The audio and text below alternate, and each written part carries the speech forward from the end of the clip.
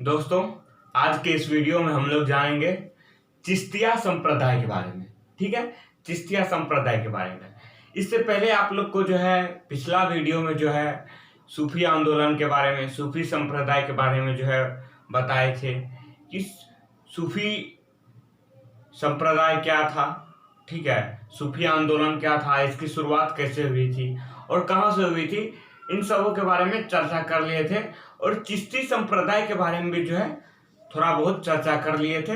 और आगे हम लोग जो है इसी चिश्तिया संप्रदाय को आगे देखते हैं, क्योंकि उस वीडियो लंबा बन रहा था, इसलिए जो है ये वीडियो में हम लोग जो है आगे चिश्तिया संप्रदाय के बारे में बात करेंगे। तो उस वीडियो में हम लोग मोइनुद्दीन चिश्ती के बारे में बात किए थे। ठीक है, और चिश्ती संप्रदाय के संस्थापक के बारे में बात किए थे। और आगे हम लोग चिश्तिया संप्रदाय को देखते हैं। ठीक है, आज के इस वीडियो में तो इस चिश्तिया संप्रदाय में देखिए, अब हम लोग बात करेंगे शेख निजामुद्दीन औलिया, जो एक प्रमुख संत थे, शेख निजामुद्दीन औलिया। तो ये शेख निजामुद्दीन औलिया के बारे में आप लोग को बताए थे कि ये बाबा फरीद का जो है ये प्रमुख शिष्य था, शेख निजामुद्दीन औलिया। ठीक है, तो अभी हम लोग चिश्ती संप्रदाय को पढ़ रहे हैं। ठीक है, ठीक है, शेख निजामुद्दीन औलिया जो था, इसका टाइम पीरियड था 1236 से 1325 ईस्वी तक। 1236 ईस्वी में जो है इनका जन्म हुआ था। कहाँ हुआ था? बदायूं में। और 1325 ईस्वी में जो है इनका मृत्यु हुआ था। कहाँ हुआ था? दिल्ली में। ठीक है, और इनका शिष्य के बारे में बात करें, शेख निजामुद्दीन औलिया जो संत थे, ठीक है, चिश्तिया संप्रदाय के, तो ये इसका जो शिष्य था उनके बारे में बात करते हैं। तो पहले आप लोग को बता दें कि जब सूफी आंदोलन पढ़े थे, सूफी संप्रदाय पढ़े थे, तो सूफी संप्रदाय ही जो है आगे चल के जो है कई भागों में विभक्त हो जाता है। जैसे आपको चिश्ती संप्रदाय हुआ, नक्शबंदी संप्रदाय हुआ, तो कादरिया संप्रदाय हुआ। तो इसी तरह चारों संप्रदाय को जो है आप लोग को दिखाए थे। तो वो सूफी संप्रदाय के अंतर्गत ही था और सूफी संप्रदाय के ही जो है भाग था। तो इनमें जो है पहला जो चिश्ती संप्रदाय को हम लोग देख रहे हैं, और बाद में जो है और जो कादरिया संप्रदाय, नक्शबंदी संप्रदाय होता है, उन सबको थोड़ा बहुत चर्चा करेंगे। ठीक है, एग्जाम की तौर पे बोले तो सबसे ज्यादा इंपॉर्टेंट है हम लोग को चिश्ती संप्रदाय और कादरिया संप्रदाय, ज्यादा इंपॉर्टेंट है और पूछा भी जाता है मेंस में जो है बार बार। ये चिश्ती संप्रदाय और कादरिया संप्रदाय के बारे में जो है बार बार पूछा भी गया है। ठीक है, वैसे कंपटीशन की बात करें तो थोड़ा बहुत ये संप्रदाय से पूछा जाता है, ख्वाजा मोइनुद्दीन चिश्ती के बारे में। ठीक है, तो हम लोग डिटेल से पढ़ रहे हैं ताकि कहीं भी दिक्कत ना हो। अब देखिए, शेख निजामुद्दीन औलिया के जो शिष्य थे वो कौन कौन थे। इनमें जो शिष्य थे, अमीर खुसरो, सिराजुद्दीन उस्मानी, नासरुद्दीन चिराग देहलवी, ये सब इनके शिष्य थे। और सबसे शिष्य में बात करें तो अमीर खुसरो जो है इनका बहुत प्रिय शिष्य थे शेख निजामुद्दीन औलिया के। और नासरुद्दीन चिराग देहलवी अधिकतर जो है मेंस में जो पूछा जाता है तो अमीर खुसरो के बारे में और एक ये नासरुद्दीन चिराग देहलवी के बारे में। ठीक है, तो इन सब के बारे में भी जो है हम लोग आगे चर्चा करेंगे। ठीक है, तो ये शेख निजामुद्दीन औलिया के बारे में बात करें तो चिश्तिया संप्रदाय में जितने भी संत थे उनमें से एक ही ऐसा संत थे जो अविवाहित था, मतलब विवाह नहीं किया था। तो ये ऐसा संत थे जो विवाह नहीं किया था, अविवाहित था। ठीक है, और इसके बारे में कहा जाता है कि यह 7 सुल्तानों का काल देखा था। 7 सुल्तान का काल देखा था, मतलब जिस तरह आपको अमीर खुसरो के बारे में भी बताए थे जब दिल्ली सल्तनत पर आए थे कि यह 7 सुल्तानों का काल देखा था। मतलब 7 जो शासक शासन किए थे दिल्ली सल्तनत में, तो उन 7 शासकों के काल को इन्होंने जो है देखा था, पहले बताए भी थे। और अमीर खुसरो भी जो है 7 सुल्तानों का काल को देखा हुआ था। ठीक है, और इसके बारे में कहा जाता है कि यह जो है 7 सुल्तानों को काल देखा, लेकिन 7 सुल्तानों में किसी के दरबार में ये नहीं गए थे। ठीक है, शेख निजामुद्दीन औलिया। अब देखिए, शेख निजामुद्दीन औलिया से जो है मिलने के लिए आए थे कौन? दिल्ली के जो सुल्तान थे जलालुद्दीन खिलजी वंश के थे। जलालुद्दीन खिलजी आपको पहले भी बता चुका है, और अलाउद्दीन खिलजी। ठीक है, ये दोनों जो है इनसे मिलना भी चाहते थे और इससे मिलने भी आए थे। ठीक है, और मिलने का बहुत प्रयास भी किए एक खिलजी वंश के जो थे, जलालुद्दीन खिलजी और अलाउद्दीन खिलजी। ठीक है, लेकिन जो है शेख निजामुद्दीन औलिया जो है मिलने से इनकार कर दिया। इनका मतलब इच्छा नहीं था किसी से मिले।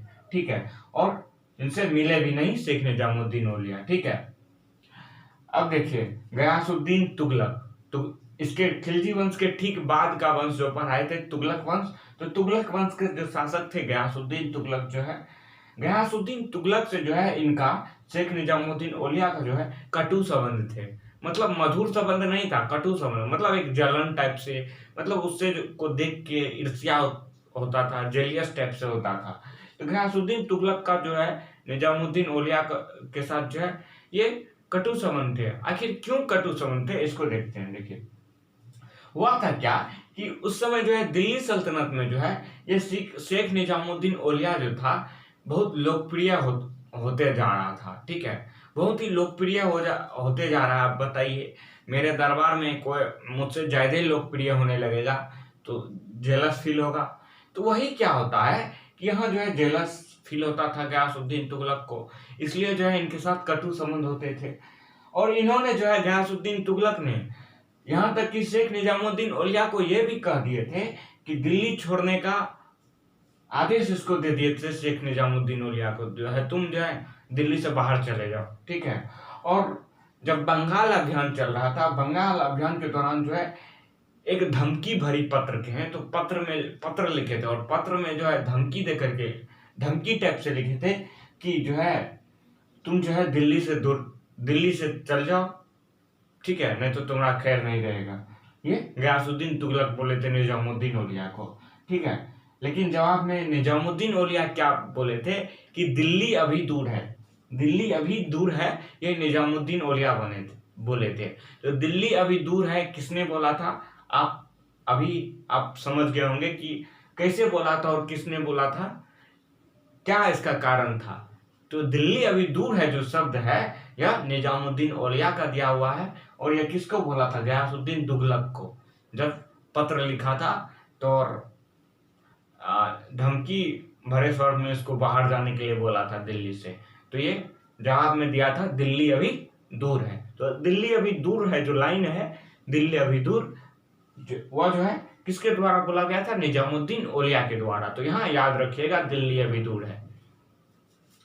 अब हम लोग जो बात करेंगे थोड़ा शेख निजामुद्दीन औलिया को जो शिष्य थे उनके बारे में बात करते हैं। सॉरी, पहले जो है इनका शेख निजामुद्दीन औलिया अभी खत्म नहीं हुआ। इनका जो इसको जो उपाधि दिया गया था, मतलब उपाधि मतलब इनको जो जिस नाम से और भी पुकारते थे लोग, कहते थे, तो उनको हम जानते हैं। महबूब ए इलाही इसको लोग कहते थे, महबूब ए इलाही।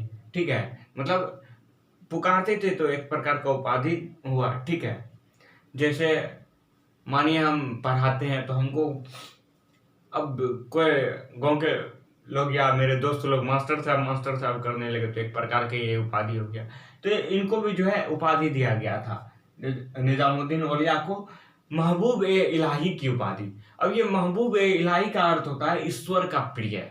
ठीक है, और सेकेंड देखिए सुल्तान उल औलिया, सुल्तान उल औलिया की उपाधि, सुल्तान उल औलिया मतलब होता है संतों का राजा।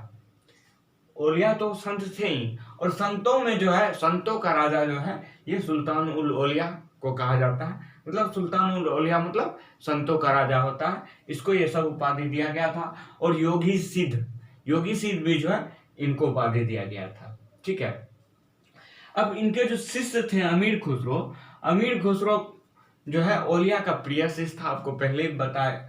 और जब जैसे ही औलिया का मृत्यु होता है तो इनको औलिया से मतलब अपने गुरु से अमीर खुसरो को इतना प्यार था कि औलिया के मृत्यु के दूसरे दिन ही जो है अमीर खुसरो का मृत्यु हो जाता है। इतना प्यार था, मतलब उनके बिना रह नहीं पाए। आह, क्या एकदम ऐसा लगता है प्रेमी प्रेमिका का प्यार है। ठीक है, जैसे मरे उसका सोच से जो है अमीर खुसरो खत्म हो गए। क्या गुरु शिष्य का प्यार था। ठीक है, अब हम लोग आगे देखते हैं। तो अब हम लोग बात करते हैं शेख निजामुद्दीन औलिया का जो है और शिष्य थे उनके बारे में। तो और जो शिष्य था शेख सिराजुद्दीन उस्मानी, ये शेख सिराजुद्दीन उस्मानी। तो शेख सिराजुद्दीन उस्मानी के बारे में हम लोग जानते हैं। तो आप लोग को बता दिए डिटेल से, इसलिए हम लोग पढ़ रहे हैं क्या कि हम लोग को जो है मेंस को भी नहीं छोड़ना है, मेंस को भी अपने हाथों में रखना है, ठीक है। इसलिए आप लोग घबराइए नहीं। थोड़ा बहुत ऐसा चैप्टर में जो है किताब में भी पढ़िएगा तो बोरिंग लगेगा, लेकिन आपको थोड़ा बहुत बोर लगेगा, लेकिन जो है अपने आप को जो है हैंडल करके चलिए, थोड़ा संतुलित बैलेंस बना के चलिए, ठीक है। तो अब देखते हैं शेख सिराजुद्दीन उस्मानी के बारे में। ओलिया जो है, ये जो है ओलिया का शिष्य था, और ये ओलिया ने इन्हें एक उपाधि दिया था। क्या उपाधि दिया था? आईना ए हिंद की उपाधि। आईना ए हिंद मतलब होता है भारत दर्पण की उपाधि, ठीक है। भारत दर्पण की उपाधि किसने दिया था? शेख सिराजुद्दीन उस्मानी। शायद इससे आईना ए हिंद मतलब लगता है शायद मतलब कि ओलिया को जो है मतलब अपने गुरु को जो है कुछ एक आईना दिखाए होंगे। आईना मतलब कुछ एक दिशा दिखाए होंगे, कुछ न कुछ अच्छा बात बताया होंगे, तो इसीलिए जो इसको भारत दर्पण की उपाधि दिया गया था, ठीक है। इसका उपनाम जो था अखी सिराज था, ठीक है। और अखी सिराज मतलब इसको जो है सिराज भाई के भी नाम से जानते हैं। और कुछ खास ज्यादा नहीं है शेख सिराजुद्दीन उस्मानी के बारे में, ठीक है। और अगला जो शिष्य था ओलिया का, शेख बुरहानुद्दीन गरीब, ठीक है। थोड़ा दिक्कत होता है ये सब शब्द में। शेख बुरहानुद्दीन गरीब, ये जो है इनका जो खानका था दौलताबाद था।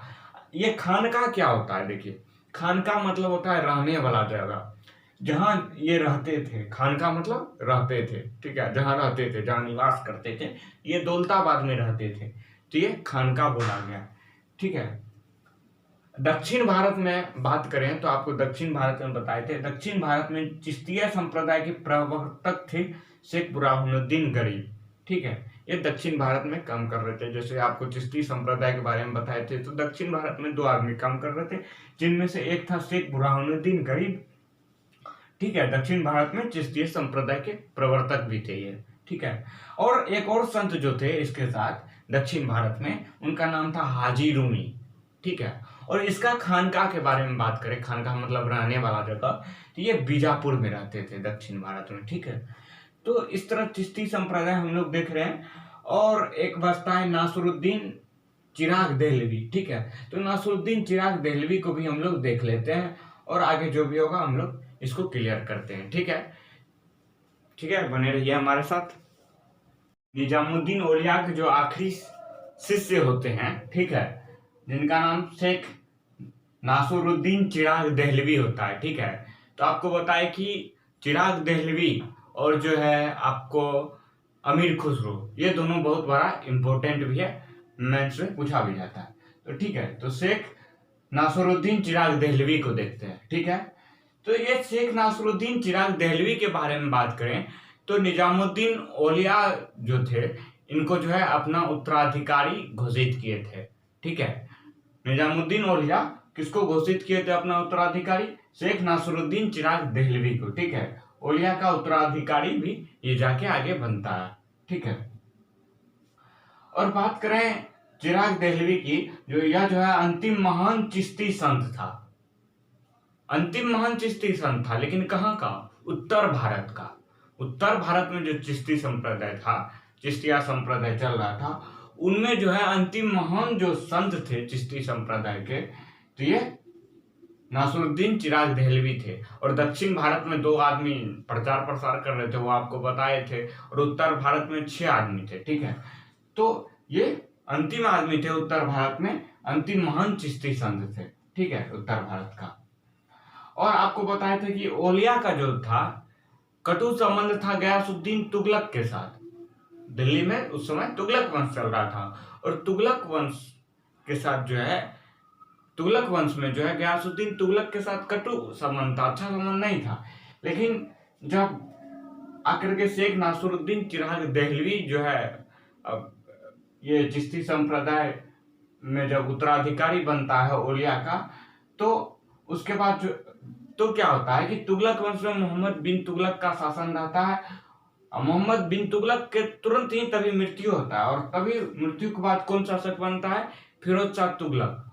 तो ये जो फिरोज शाह तुगलक है, फिरोज शाह तुगलक के बारे में बोले तो फिरोज शाह तुगलक का जो है इसका अच्छा संबंध था। औलिया का खराब संबंध था गयासुद्दीन तुगलक से, लेकिन अच्छा संबंध फिरोज शाह तुगलक के साथ था चिराग दहलवी का, नासिरुद्दीन चिराग दहलवी का।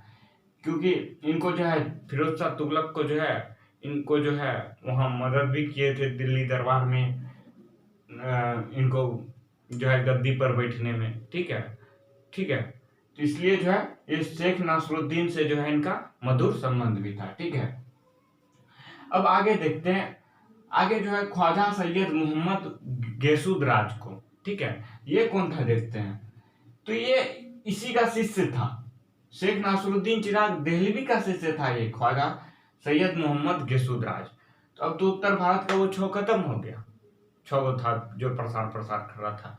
दक्षिण भारत वाला आपको तो दिखाया नहीं, वो तो दिखाई देंगे, दिखाए। ठीक है, दक्षिण भारत में आपको दो नाम बताए थे, उत्तर भारत में ये अंतिम था। अब लेकिन आगे भी तो चलेगा, आगे भी तो चिश्ती संप्रदाय चलेगा। आगे में जो होता है कि इन्हीं का जो शिष्य होता है ख्वाजा सैयद मोहम्मद गेसुदराज, और इनका गुरु ये चिराग दहलवी। ठीक है, तो आगे चल के ये क्या करता है देखते हैं। ये जो है बहमनी साम्राज्य के स्थापना के बाद जो है, बहमनी साम्राज्य के बारे में आप लोग को पढ़ाए थे। बहमनी साम्राज्य की स्थापना के बाद जो है कर्नाटक में गुलबर्गा को अपनी शिक्षा का केंद्र बनाते हैं। ठीक है, कर्नाटक में गुलबर्गा को अपनी शिक्षा का केंद्र बनाते हैं सैयद मोहम्मद गेसुदराज। ये गेसुदराज जो है, इनको एक तरह से बोलिए तो सिर्फ सिंपल नेम में बोलिए तो गेसुदराज। ठीक है, और गेसुदराज जो है इनका जो है नाम कहे पर आता जानते हैं? गेसुदराज इसलिए इसका नाम पड़ा था क्योंकि ये लंबा लंबा बाल रखता था। लंबा लंबा बाल रखने की वजह से कहा जाता है कि इसका नाम गेसुदराज पड़ा था। ठीक है, तो इन्होंने जो है कर्नाटक के गुलबर्गा को अपनी शिक्षा का केंद्र बनाया था।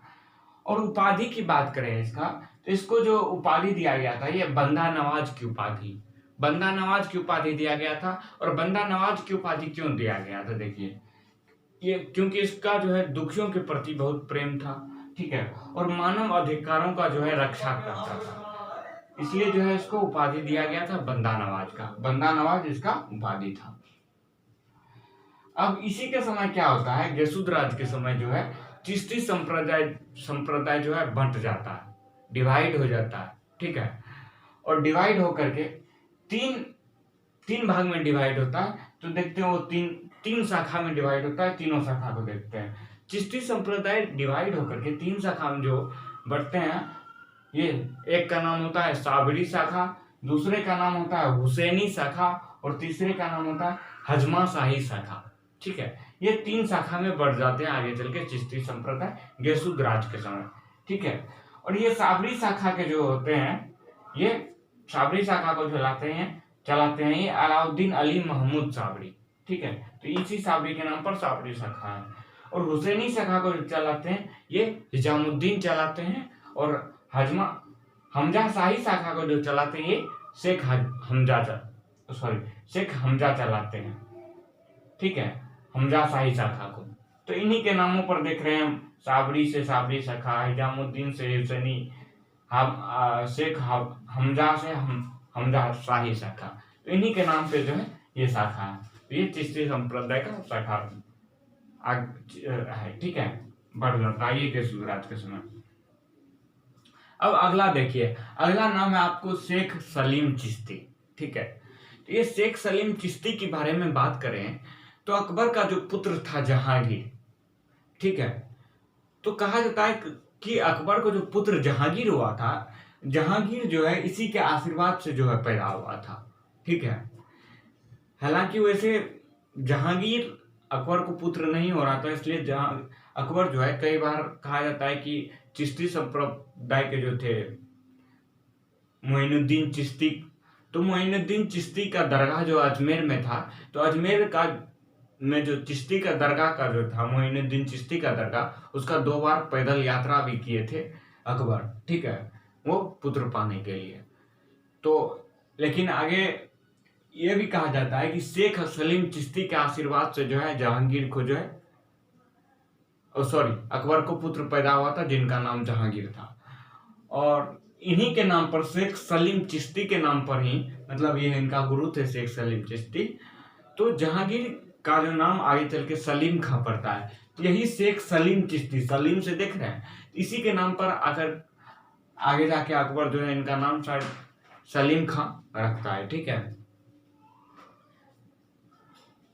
तो ये शेख सलीम खां के बारे में बात करें तो ये चिश्तिया शाखा का अंतिम उल्लेखनीय संत था। ठीक है,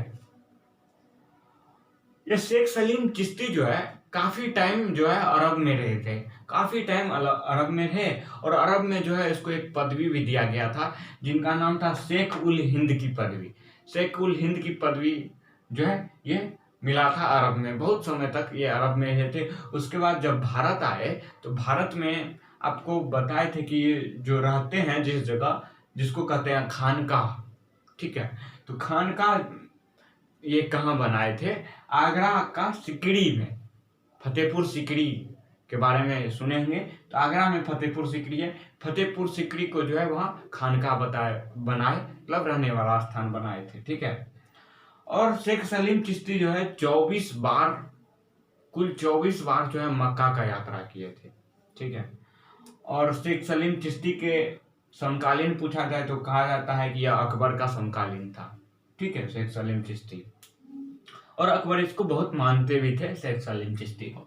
अब आगे देखते हैं, आगे है शेख अब्दुल कुद्दूस गंगोही। ठीक है, नाम सब आप लोग को थोड़ा अजीब गजीब लगता होगा, तो ये शेख अब्दुल कुद्दूस गंगोही जो संत थे इसके बारे में देखते हैं। ये चिश्ती साबरी शाखा से संबंधित था।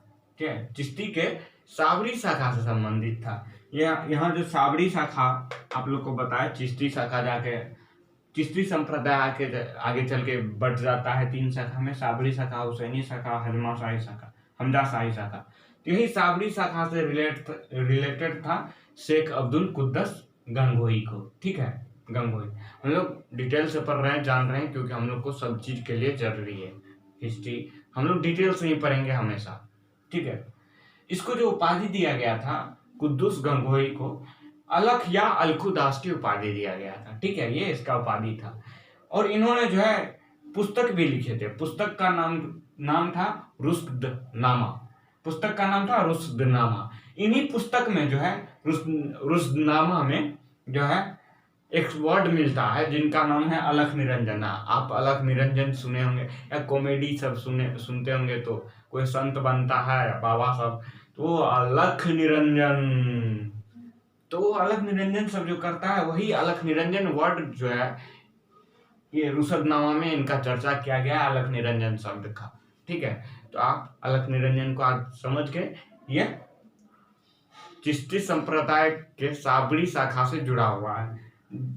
ठीक है, रुश्दनामा में जो है इनका वर्णन किया गया है अलख निरंजन का। अलख निरंजन 2 शब्द है इसमें, अलख एवं अगोचर। ठीक है, अलख एवं अगोचर कहा गया है कि अलख एवं अगोचर से जो भी मुक्ति पा लेगा वो एक टाइप से बोलिए तो उसको स्वर्ग होगा, अलख एवं अगोचर से मुक्ति पाने के बाद। ठीक है, और ये जो है शेख अब्दुल कुद्दूस गंगोही जो है, ये जो है अलख उपनाम से जो है कई कविता भी लिखते थे, अलख उपनाम से कई कविता भी लिखे थे। और लास्टली हम लोग देखते हैं कलीमुल्लाह जहानाबादी का। ठीक है, कलीमुल्लाह जहानाबादी के बारे में बात करें तो इसके बारे में कहा जाता है कि ये औरंगजेब के शासनकाल में जो है चिश्ती संप्रदाय के संत थे। ठीक है, और औरंगजेब के शासनकाल में चिश्ती संप्रदाय के संत थे, लेकिन हालांकि औरंगजेब जो है ये चिश्ती संप्रदाय को उतना नहीं मानते थे। ठीक है, उतना इसको भाव नहीं देते थे, मानदान नहीं देते थे। ठीक है, और कलीमुल्लाह जहानाबादी जो था ये बात बोलते थे, मतलब इसका प्रचार प्रसार करते थे कि शिया सुन्नी और हिंदू, ठीक है, ये इसको जो है मिलजुल कर रहना चाहिए, ये शब्द बोले थे और इनका प्रचार प्रसार भी करते थे। तो इस प्रकार से आप लोग को जो है सूफी आंदोलन और चिश्ती संप्रदाय जो है उसके अंतर्गत था, चिश्ती संप्रदाय तक आप लोग को खत्म कर चुके हैं। ठीक है। अब हम लोग जो है आगे जो देखेंगे भक्ति आंदोलन को देखेंगे। ठीक है, जब भक्ति आंदोलन खत्म हो जाएगा तब हम लोग का मुगल वंश आएगा। ठीक है, बने रहिए हमारे साथ, सभी लोगों तक शेयर कीजिए, सब्सक्राइब कीजिए, ताकि सभी लोग स्टूडेंट को यहाँ से काफ़ी हेल्प मिल सके विदाउट पेड। ठीक है, थैंक यू।